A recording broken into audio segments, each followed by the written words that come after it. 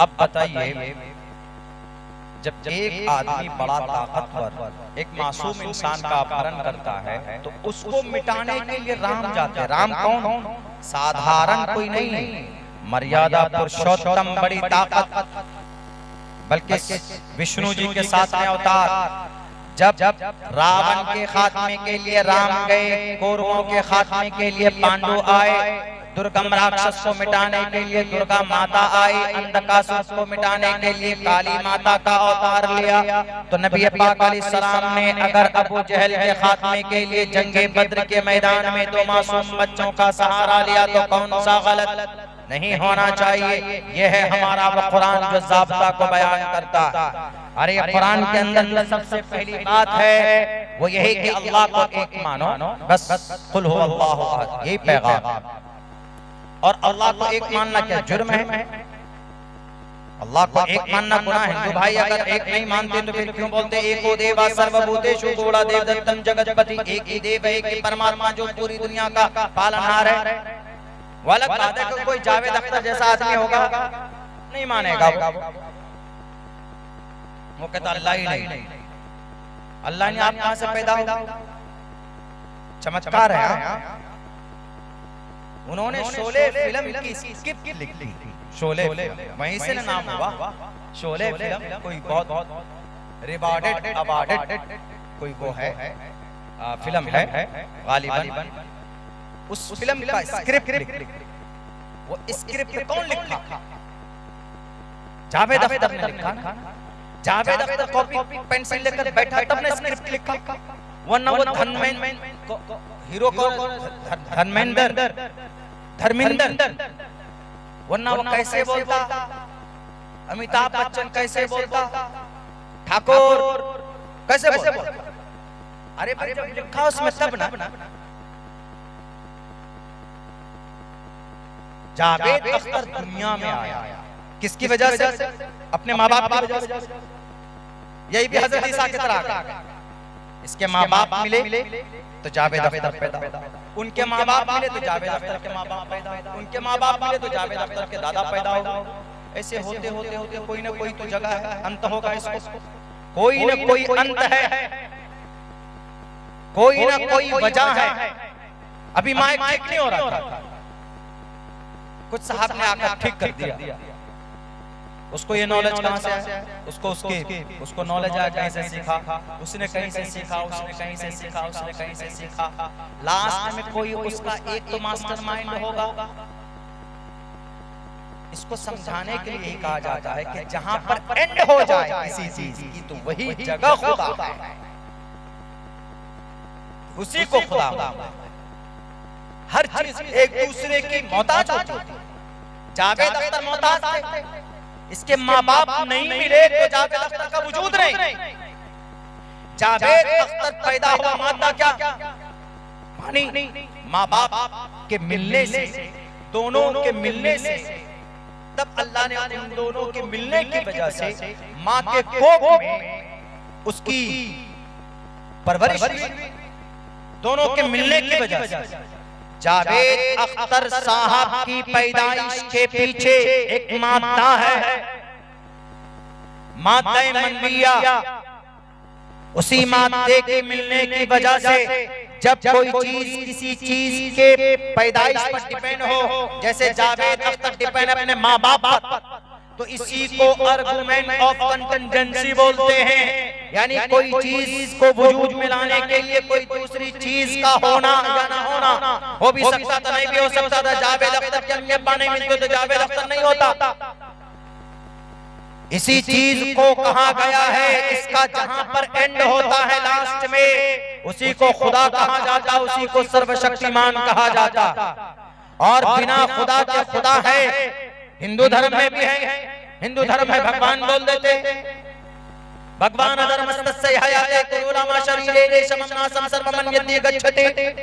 कि भगवान के पास सब जाएगा, भगवान को सबने बनाया है और भगवान के पास इंसाफ होगा। बोलते हैं ना कि भगवान के घर में देर है, देर नहीं है, ऐसे ही है। लेकिन भगवान तो है, वो अलग बात है कि भाई एक है कि दो है कि तीन है कि चार है।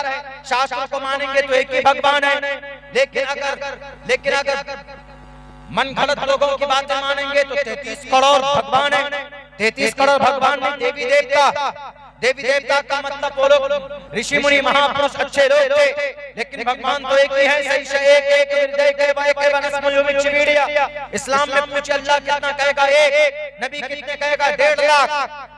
अब अगर कोई कहेगा कि नहीं 1.5 लाख भी अल्लाह ही है, चूंकि अल्लाह की तरफ से तो अल्लाह हो, अल्लाह के दोस्त तो अल्लाह हुए, तो गलत। लेकिन अल्लाह तो है, क्रिश्चियन में भी अल्लाह है। There is no God, one God, but one God। अरे सिखों के अंदर भी खुदा है, एक ओंकारा सतनाम करता नरवीर अकाल मूरत अजवनी से घुंघरू प्रसादी। अकाल मूरत। वो डॉक्टर वो अख्तर साहब बोलते हैं कि नहीं भगवान अगर अल्लाह है, खुदा गॉड अगर है तो कब से है, कब से आया, लिमिट क्या है, कब से वजूद में आया? तो दलील देने वाले ने दलील दिया कि भाई वो हमेशा से है। वल अव्वल वल आखिर वल ज़ाहिर वल बातिन व हुवा बिकुल्लि शैइन अलीम। इसमें है वल अव्वल वल आखिर, भाई आखिर भाई ज़ाहिर। वो कहता है कि नहीं कहीं ना कहीं तो होगा, कोई ना कोई चीज की वजूद की एक तारीख होती है, एक वजूद। अल्लाह का कोई वजूद नहीं है। ये बात सिर्फ कुरान में नहीं, ये बात गुरु नानक, गुरु गोविंद सिंह, गुरु नानक 650 साल पहले सिख धर्म जो है, सिख धर्म ने भी कहा एक ओंकारा सतनाम करता बिरुद नरवीर अकाल मूरत हमेशा से है, अजवनी से घुंघरू प्रसादी वह हमेशा रहेगा। उनका जो मूल मंत्र है सिखों का, उसमें भी ये बात कही गई है कि वो जात, वो भगवान हमेशा से है, हमेशा रहेगा, और उसकी कोई जिस्म नहीं है, उसकी कोई बॉडी नहीं है, उसका कोई जिस्म नहीं है, उसको छू नहीं सकते, उसको पकड़ नहीं सकते। यही बात तो कुरान कहता है कि अल्लाह एक है, अल्लाह तबारक व तआला की शक्ल नहीं है, लेकिन अल्लाह हर जगह पर है। अब बताइए अगर अल्लाह नहीं है तो फिर कौम आद के ऊपर अज़ाब लाने वाला कौन? अगर अल्लाह नहीं है तो हजरत सालेह अलैहिस्सलाम की कौम ने कहा हजरत सालेह अलैहिस्सलाम से कि सालेह अगर तुम ईमान, अगर तुम नबी हो, अगर तुम अल्लाह के फरिश्ता बंदे हो, मुकर्रब बंदे हो, तो जरा बताओ इस पहाड़ से कुछ निकाल कर दिखाओ, कुछ ऐसा मौजज़ा करके दिखाओ तो हम मान जाएं। आजकल होता है आदमी फौरन अगर कहीं कुछ देख लेता है तो उसको बड़ा मानने लगते हैं। उस वक्त उन्होंने कहा कि अगर तुमने कुछ दिखा दिया अपनी तरफ से कोई मौजज़ा तो फिर हम माने तुम्हें, देखें तुम्हारा खुदा कहाँ है। तो उनके नजरों के सामने जो पहाड़ था, उस पहाड़ के पत्थर से पहाड़ फटा, वहां से एक गाभिन ऊँटनी जिसके पेट में बच्चा, वो ऊँटनी वहां से निकली उनके नजरों के सामने में। ये कुरान करीम में पढ़िए वश्शम्स वज़ुहाहा वल क़मरि इज़ा तलाहा वन नहारि इज़ा जल्लाहा वल लैलि इज़ा यग़शाहा वस समाइ वमा बनाहा वल अर्ज़ि वमा तहाहा व नफ्सिन वमा सव्वाहा फ़अल्हमाहा फुजूरहा व तक़वाहा क़द अफ़लह मन ज़क्काहा क़द ख़ाब मन दस्साहा। कुरान करीम की ये सूरे कमर है, सूरे शम्स है, पढ़िए। सूरे शम्स के अंदर अल्लाह तबारक नाक़तुल्लाहि व सुक़ियाहा फकज़्ज़बूहु फ़अक़रूहा फदमदम अलैहिम रब्बुहुम बिदम्बिहिम फसव्वाहा व ला यख़ाफ़ु उक़बाहा। उन्होंने उसको भी झुटलाया, जब ऊँटनी निकली उन्होंने झुटलाया, कहा ये तो जादू है, बहरकैफ जब वो अल्लाह की खुली निशानी थी तो कौम समूद ने हज़रत सालेह अलैहिस्सलाम की मुखालफत की, बल्कि इनकार किया, झुटलाया, नहीं तुमने जादू से निकाला। पहले उन्होंने कहा कि निकालो तो माने, जब अल्लाह ने पहाड़ों को फाड़ कर ऊँटनी निकाली तो फिर वो उसकी मुखालफत करने लगे। मुखालफत ही नहीं, जरा बताओ वो पहाड़ को फाड़ने वाला कौन? डॉक्टर जावेद। कुरान का एक लफ्ज सच्चा है, तुम भी इस बात को मानते हो, तुम भी मानते हो कि कुरान के अंदर कोई गड़बड़ी नहीं है, तो जरा बताओ कि इस वाक़े को पहाड़ से एक गाभिन ऊँटनी को पैदा करने वाली जात कौन? हम उसी जात को खुदा बोलते हैं। तुम माँ बाप के पेट में 9 महीने तक रहे, जिसने तुमको वहां पर खून से तुम्हारी परवरिश की और मनी के नापाक खतरे से खूबसूरत इंसान के बनाया। लक़द ख़लक़नल इंसान फ़ी अहसनि तक़वीम। और तुम्हारे दिमाग में वो ताकत थी कि तू लिख सके, कलम चला सके, लेकिन अफसोस तो इस बात पर है कि तुम्हारा कलम फिल्मी दुनिया के अंदर चलता, तुम्हारा कलम किसी दुनिया की, किसी अल्लाह तबारक व तआला की वहदानियत, अल्लाह की वजूद के ऊपर अगर चलता, तो मैं समझता हूं कि तुमसे बड़ा फायदा इस कौम को, इस दुनिया को किसी राइटर से नहीं मिल सकता था। इसीलिए तुम जो पैदा हुए नापाक हो, तुम भी अपनी बीवी के साथ अगर कोई भी आदमी के बदन में अगर मनी का नापाक कतरा लग जाए तो इंसान जब तक धोएगा नहीं तो पाक नहीं होगा, नहीं होता। ये चीजें कौन पैदा करता? जरा बताओ कौन पैदा करता? अल्लाह है। ये तमाम चीजों के पीछे अल्लाह है। कौम हजरत सालेह अलैहिस्सलाम की कौम ने कहा कि हम नहीं मानते तुमने जादू किया। बहरकैफ अल्लाह की तरफ से एक सीमा तय हो गया। वहां पर पानी पीने के लिए जो कुआं था वो लोग दुश्मनी करने लगे इस ऊंटनी से। अरे इसको भूखा मार दो। गांव वाले कुएं पर चढ़ बैठे पानी पीने के लिए। अल्लाह ने बारी मुतय्यर कर दी। बिलाखिर कौम की नाफरमानी देखिए, कौम के लोगों ने उसकी ये खोज, ये नसें काटी ऊंटने की। बेचारी ऊंट मर गई। अल्लाह तबारक व तआला का अज़ाब आया, इतना खतरनाक अज़ाब आया, जमीन पर नाम लेने वाला नहीं है कौम आद का, कौम समूद का। सखरहा अलैहिम सबअ लयालिन व समानियत अय्यामिन, इस जमीन के ऊपर तबाह व बर्बाद कर दिए गए दुनिया की बड़ी बड़ी ताकतवर कौमें। जावेद साहब, कौम लूत को अल्लाह तबारक व तआला ने हजरत जिब्राइल ने उनकी जमीन समेत उठाकर पूरी बस्ती को सातवें आसमान पर ले जाकर पटक दिया था। इबरत है फजअलना अलिहा साफिलहा वमतरना अलैहिम हिजारतन मिन सिज्जीन, कुरान करीम के अंदर मौजूद है। उठाओ जरा देखो किसने किया, कौन है? हजरत जिब्राइल अलैहिस्सलातु वस्सलाम, अल्लाह तबारक व तआला के मुकर्रब एक फरिश्ते। तो इससे पता चलता है कि अल्लाह है, अल्लाह की जात है। हर शक्ल में जहां पर भी देखोगे अल्लाह नजर आएगा। ये सूरज कैसे निकलता है? कोई बैठा हुआ कि नहीं फुटबॉल ऐसे मार देता, जाओ जी ड्यूटी पूरी करके आओ। कौन है जो चांद को निकालता है, चांद को खूबसूरती बख्शता? कौन है जो गैलेक्सी सिस्टम को चलाता? कौन है जो इस जमीन के ऊपर सिर्फ ग्रेविटी रखी हुई है? हालांकि जमीन की तरफ और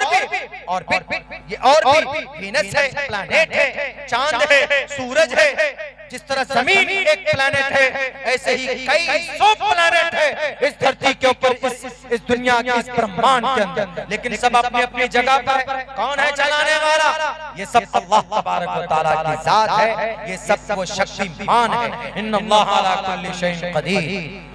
और मानना होगा, नहीं मानोगे तो अंजाम बहुत बुरा होगा। बल्कि ये आज का नहीं है, ये डॉक्टर जावेद, क्या नाम है डॉक्टर, तो मदी लगाइए, ये दहरिया, ये जावेद साहब, ये आज ही का नहीं पैदावार है, ये तो बहुत पहले से। अरे हजरत इब्राहिम अलैहिस्सलाम के सामने में जब वक्त का बादशाह नमरूद जब वो दहरिया बना, उसने कहा कि इब्राहिम तुम्हारा खुदा किधर? कहा कि हमारा खुदा है, सर्वशक्तिमान है। कहा कि क्या करता है तुम्हारा खुदा? कहा कि हमारा खुदा मौत देता है, जिलाता है। कहा कि अच्छा ये काम तो मैं भी कर सकता हूँ। हजरत इब्राहिम ने कहा कैसे कर सकते? कहा कि लाओ जी दो कैदी को। एक कैदी जिसको सजाए मौत दी गई, उसको कहता है कि इसको सजाए मौत दी गई, यानी ये मरने वाला, इसको जिंदा करो, रिलीज करो। और जो बेचारा छूटने वाला था, जी ये बेचारा इनोसेंट है, मासूम है, इसको बरी कर दीजिए। उस बेचारे को ज़िबा कर मार दिया। कहा देखो मैं भी मार सकता हूँ, मैं भी जिला सकता हूँ। हजरत इब्राहिम अलैहिस्सलाम समझ गए कि ये बेवकूफ भी है। उसके बाद हजरत इब्राहिम ने ऐसी दलील दी, तर्जमा बहुत बेहतर करते थे हमारे उस्ताद, लेकिन अभी कर नहीं सकते, हमारी माँ बहनें हैं, हम थोड़ा मुहज़्ज़ब अंदाज में करते हैं, वरना एक गाली दे के तर्जमा करते हैं। वो नमरूद के लिए वो लफ्ज़ सूट भी करता है। बहरकैफ तो नमरूद को हजरत इब्राहिम अलैहिस्सलाम ने कहा कि अच्छा ठीक है तुम ये काम कर सकते। तो हजरत इब्राहिम ने सोचा कि कुछ ऐसी दलील दें कि ये बस इसकी तो ऐसी की तैसी हो जाए। तो उन्होंने कहा कि मेरा खुदा वो है जो सूरज को पूरब से निकालता है, तुम खुदा होना तुम पश्चिम से निकालो। खुदा होना फबुहितल्लज़ी कफर, कुरान में ये लफ्ज़ है फबुहितल्लज़ी कफर, पसीने छूट गए नमरूद के, वहीं पर बैठकर पसीने छूट गए। ये है आज का नहीं है, बहुत पहले से ये झगड़ा।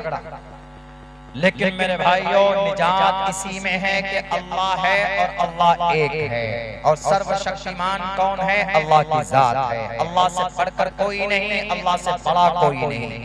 तो इंशाअल्लाह तबारक व तआला हमारा ये सब अकीदा हमारे कुरान करीम के मुताबिक है, और हमने जितनी भी बातें पेश की है और दुनिया जो उछाल रही है, जो सारी बातें हमारे कुरान के खिलाफ उछाल रही है। अभी प्रोग्राम का लिस्ट थोड़ा लंबा भी है, कारी साहब भी आने वाले हैं, लेकिन उससे पहले सब बड़े बड़े हजरात हैं। मैं तो अकाबिरीन यहाँ बैठे हैं, मैं तो असागिरीन में मेरा शुमार होता है, छोटों में मेरा शुमार होता है। अभी आपको कई सारे शुअरा को सुनना भी है, और हजरत कारी सोहराब साहब चापदानी की भी आपको तकरीर सुननी है, वो भी आपके बीच में तशरीफ लाने वाले हैं। लेकिन मेरे भाइयों, बस हम इतना कहेंगे कि इस पुरफितन दौर में एक चीज आपको बचा सकती है, वो ये है कि अल्लाह की जो दीवी शरीयत है कुरान की शक्ल में, इससे रिश्ता मजबूत कीजिए और इन जैसे इदारों को बढ़ावा दीजिए। ये इदारा यहाँ बना, इसको और आबाद कीजिए, और जहाँ पर भी इस तरह के इदारे, बल्कि हर गाँव में इस तरह के इदारे होने चाहिए। फर्ज आइन है, लाजिम और जरूरी। खाना नहीं खाएंगे, घर खूबसूरत नहीं बनेगा, चलेगा, लेकिन जहाँ पर कुरान की तालीम दी जाएगी वो जगह अच्छी बने। ऐसा अगर इंशाअल्लाह अगर माहौल बन गया तो उसके बरकत से पूरे गांव के अंदर देखिए कितनी तब्दीली आती है। हमें दुआ करते हैं कि अल्लाह सुब्हानहू व तआला हम तमाम मुसलमानों को कहने सुनने से ज्यादा अमल की तौफीक अता फरमाए।